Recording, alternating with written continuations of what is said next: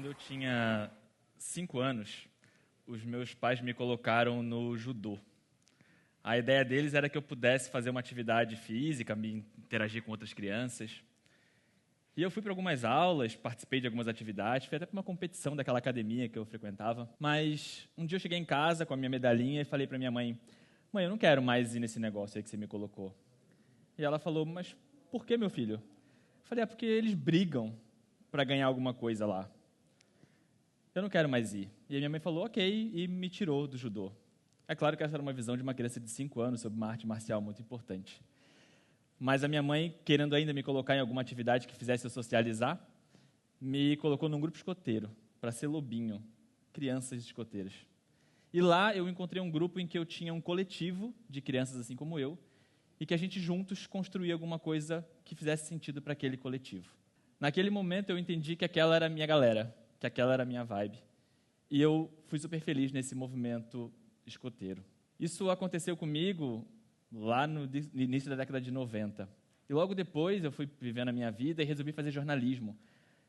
Ainda com essa intenção de o que eu posso fazer enquanto olhar para as causas coletivas e ajudar a resolver esses problemas. E aí, ao fazer o exercício de jornalismo, eu comecei a me deparar com informações e notícias muito tristes, muito chocantes, que vocês todos se deparam todos os dias. E isso foi, para mim, um gatilho de que eu devia, de fato, parar de apenas reportar o que estava acontecendo e passar a fazer parte, de alguma forma, das soluções dos problemas. E eu queria propor esse exercício rapidamente aqui para a gente nessa tarde. Vocês estão vendo aqui o Fernando Escoteirinho? Eu queria mostrar para vocês algumas notícias que a gente pode ver junto. A primeira delas é o professor Carlos Nobre, o nosso grande climatologista brasileiro, que disse recentemente que a gente está vivendo hoje o pior momento do planeta em relação à mudança do clima, o pior momento que a gente já viveu. Ao mesmo tempo, a gente teve na Índia uma névoa tóxica numa segunda-feira qualquer, em que as pessoas tiveram que conviver com essa poluição e o governo teve que criar nuvens artificiais para dissipar essa névoa tóxica. A gente tem também a degradação da Amazônia, surgindo novas pandemias. Isso pode parecer bastante distante da gente, mas aqui em Luiz Alves, cidade catarinense, em 2024, mais de 100 pessoas foram infectadas por uma febre chamada Oropouche, de um mosquitinho que trouxe um vírus novo lá da Amazônia.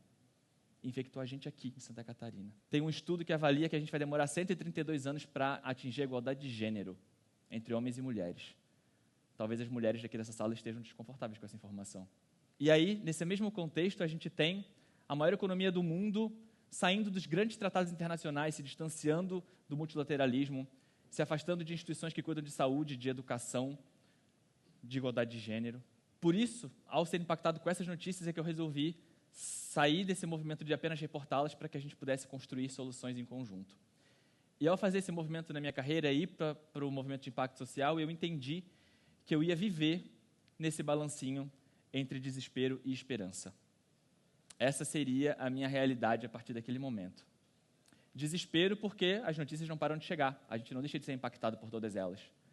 Mas esperança porque toda vez que eu tenho a oportunidade de conversar com pessoas como vocês, eu costumo fazer uma pergunta que é muito objetiva.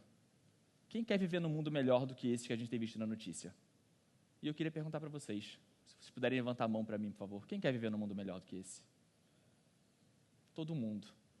Não tem como a gente não sentir esperança quando a gente encontra, numa tarde de sábado, um grupo de pessoas como esse que está disposto, tem vontade de viver num mundo melhor. Então eu consigo entender que todo mundo aqui está disposto a construir esse mundo melhor. E aí eu sempre reflito sobre isso.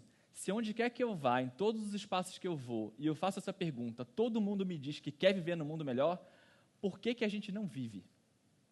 O que falta? O que falta para a gente construir um mundo melhor do que esse que a gente vive? A minha colega Flávia falou aqui que se perguntasse para essa plateia se a gente era racista, possivelmente a gente não se reconheceria. Talvez essa seja a resposta. Falta a gente se autorresponsabilizar pelos problemas que acontecem cotidianamente. O Brasil é um país racista porque as outras pessoas são racistas. Logo, este problema não é meu, esse problema é de quem é. Tem lixo nos oceanos porque alguém joga, eu não. Então, esse problema não é meu, eu não preciso me envolver na resolução desse problema. Pois eu quero dizer para vocês que lá em 1980, quando eu estava começando essa vida, existia um senhor em Bangladesh, um país na Ásia, chamado Mohammed Yunus, esse senhor simpático que está aqui atrás de mim. Ele vivia num país em que quase 80% da população estava vivendo em extrema pobreza. E ele, formado em economia, entendeu que ele precisava fazer alguma coisa para resolver esse problema. E ele criou, lá na década de 80, um banco que ficou conhecido como Banco dos Pobres. A ideia era muito simples: olhar para pessoas em extrema vulnerabilidade social e dar microcrédito para que essas pessoas pudessem, de alguma forma, se emancipar daquela situação. É aquela máquina de costura daquela senhora que vai, a partir daqui, conseguir gerar renda para sua família. É aquele fogão para aquela pessoa que vai poder cozinhar para sua família e, a partir disso, vender para fora e gerar renda. Conseguir, de forma muito direcionada, tirar essas pessoas da extrema pobreza. O Yunus criou, então, esse banco, com juros muito baixos, com carência para pagar, e vejam só, era um banco. Ele ganhava dinheiro com isso. Tinha lucro, visava lucro. Mas era uma empresa que tinha, alinhado com a sua visão de lucro, uma visão de impacto social. Ele criou, nesse movimento, um novo conceito, chamado negócio social.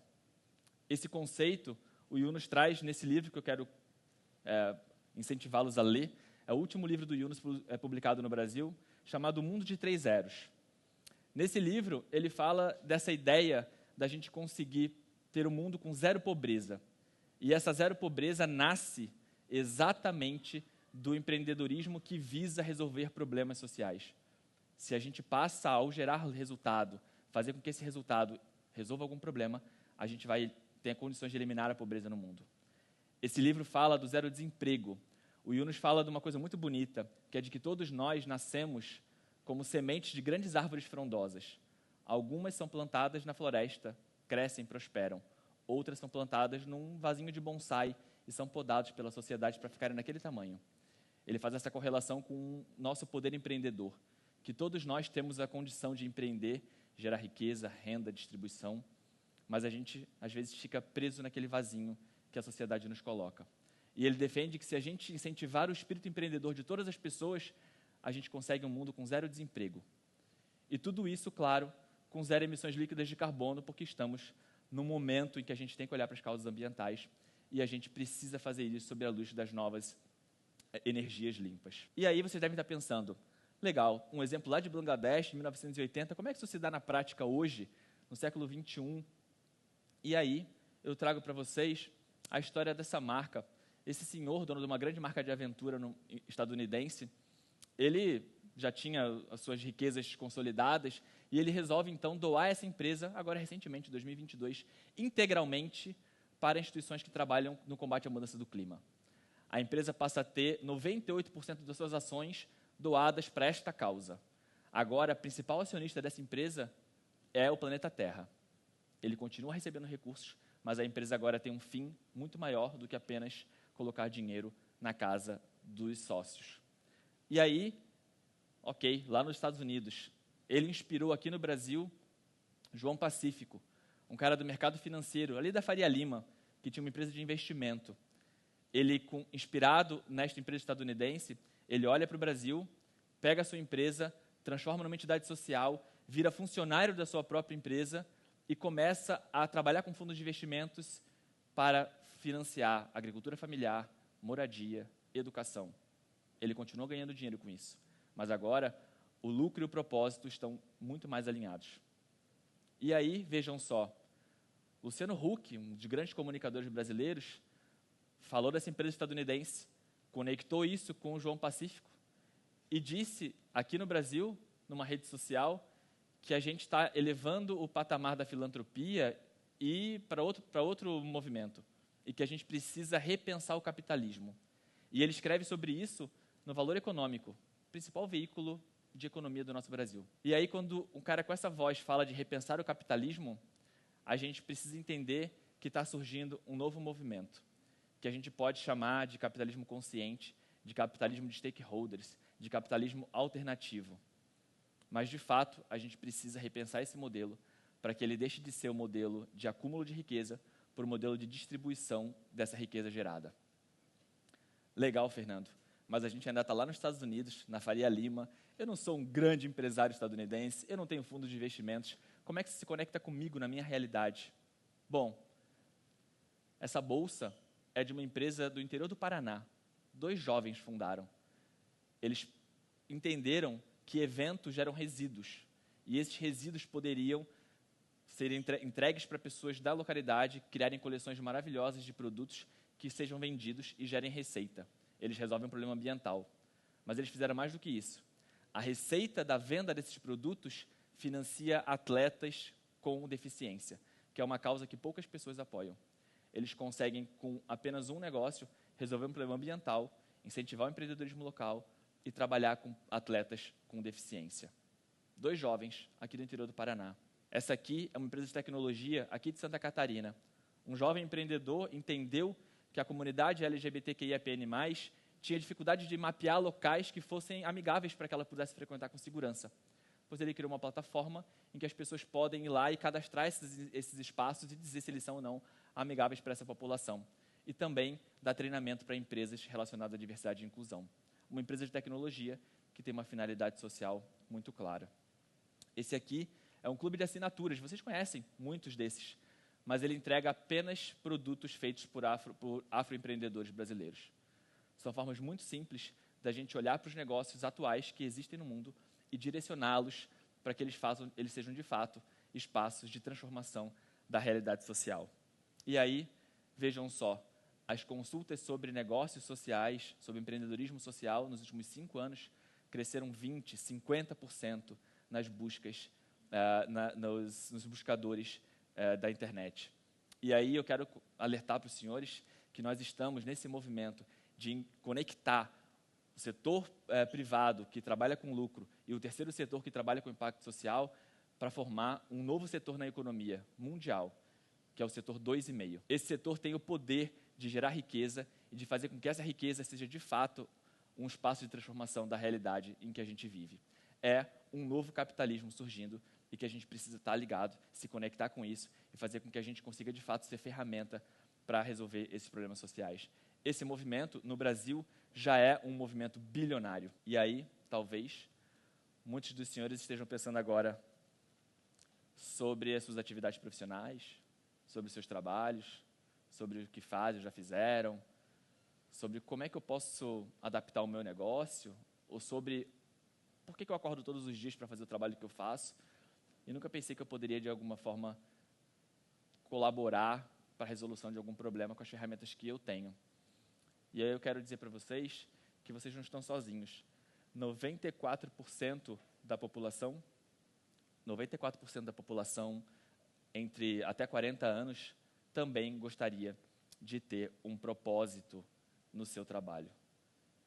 Esse é um movimento em que a gente pode, de fato, conseguir alinhar a geração de receita, a geração de recursos com um propósito muito claro. E aí, eu quero dizer para vocês que eu termino esse compartilhar dessa ideia com um pensador do Piauí, um pensador quilombola do Piauí, chamado Nego Bispo. Ele é um grande intelectual brasileiro que diz que o desenvolvimento desconecta, que a palavra boa é o envolvimento.